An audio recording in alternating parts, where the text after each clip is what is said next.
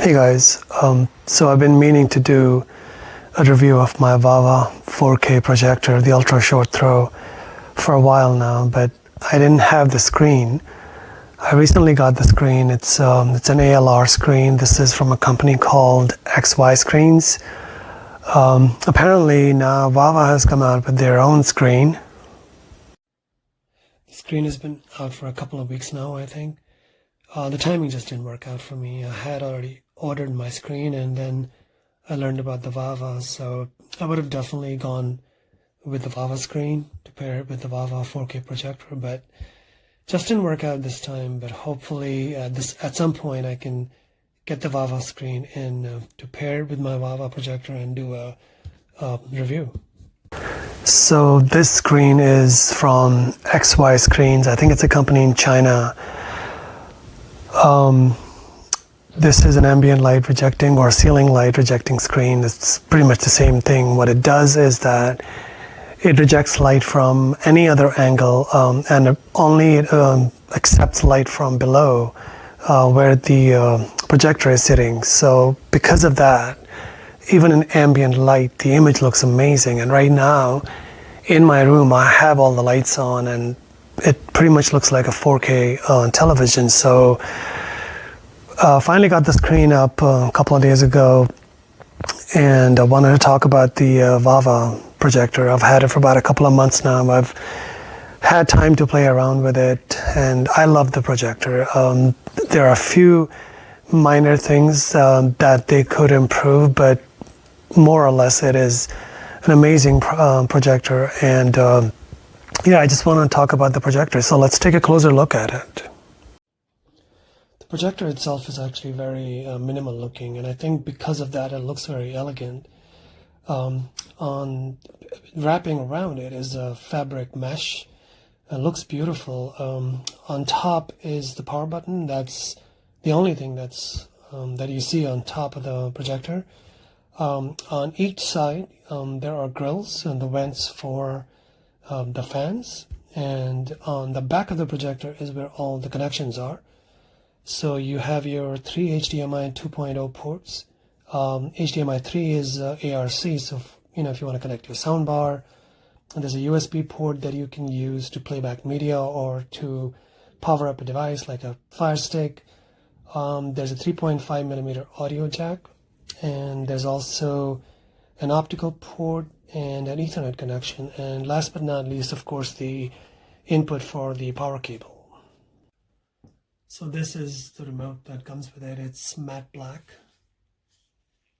just like the projector. The interior where all the buttons are is gray. The contrast looks great. All the buttons are on one side, which is helpful because it is not backlit. But because the buttons are all on one side in the dark, when you're holding it, you just by moving your fingers on the buttons, you'll know that you're holding it right. As opposed to the Apple TV remote, which just the way it's made, I make the mistake all the time where I don't know which side is up and which side is down in the dark. This feels great. Simple buttons, really not much there. There's the home button, the menu button, back button, power on, off, mute, volume down, volume up, and of course your directional buttons and the input. So yeah, that's it. Let's go over some of the features of this projector. It's a native 4K, so it's not a true 4K. It achieves 8 million pixels by pixel shifting.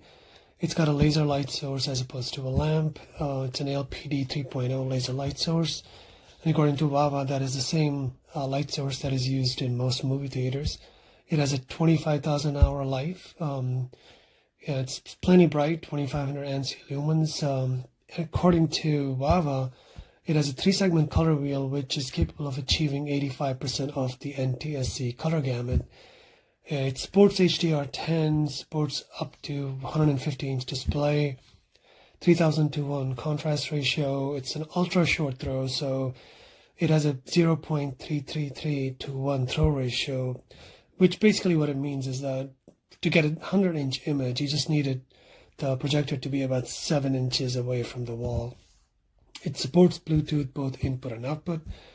So you can connect input device like a remote, or you can output the audio to headphones or a Bluetooth speaker. It has dual 30-watt Harman Kardon speakers.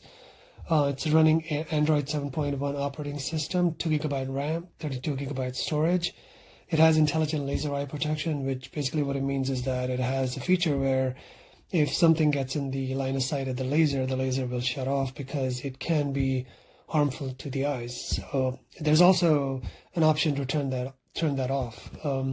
It has 3 fans for cooling, and the fans do a great job of cooling the system. It never really gets hot, and it's also very quiet, only 32 decibel, which is akin to a whisper. So it is super quiet, and you never hear anything pretty much when it's running, but the fans do a great job of keeping the system pretty cool.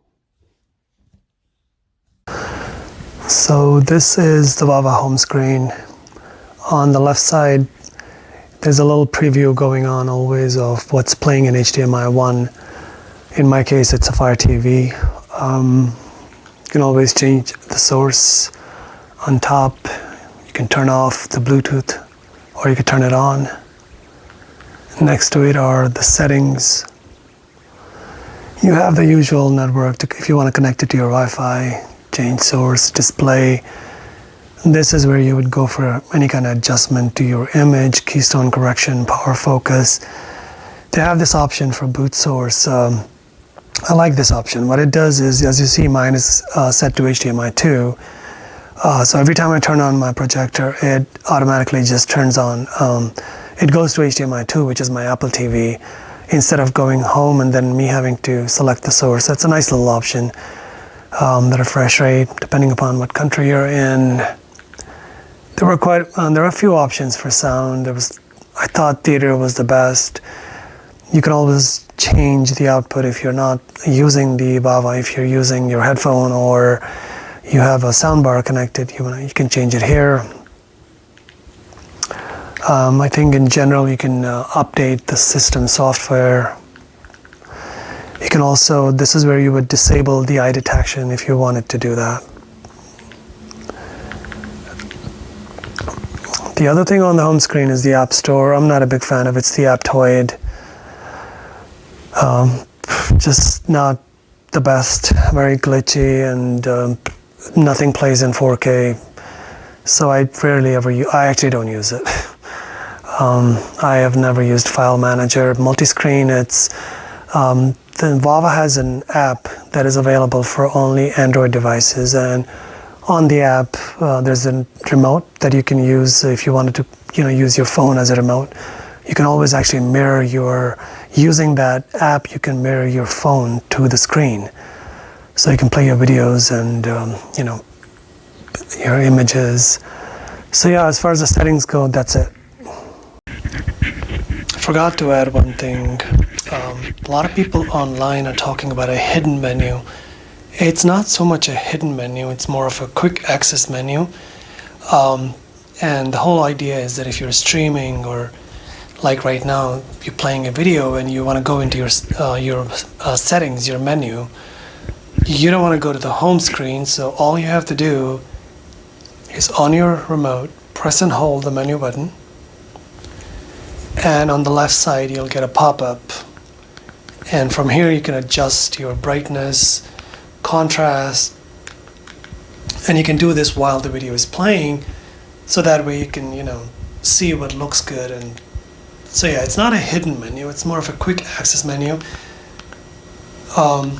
I should mention that the HDMI 2.0 is turned off by default, and you would want to turn that on for each source to get the full benefit of 4K at 60 Hertz.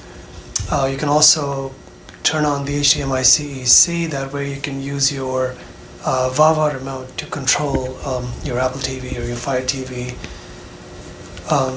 Everything else is here too, keystone, focus. It's just a quick access menu. It's not a hidden menu, but yeah, the HDMI 2.0, you definitely want to turn that on.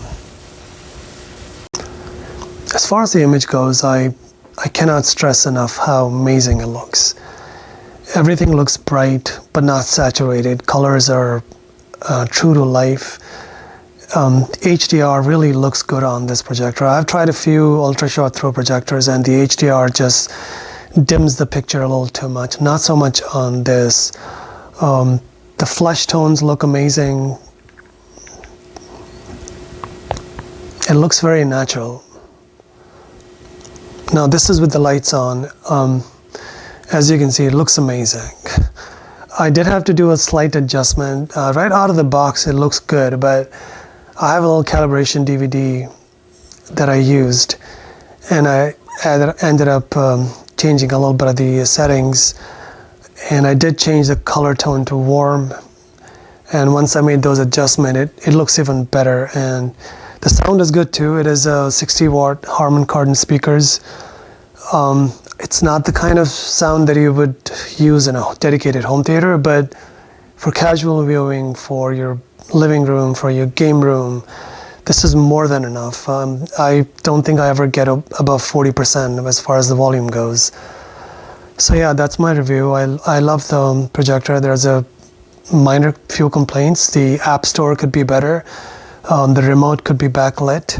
But other than that, I think they really nailed it with this, and I'm kind of curious to see if they will come up with a second generation and if they'll make any changes.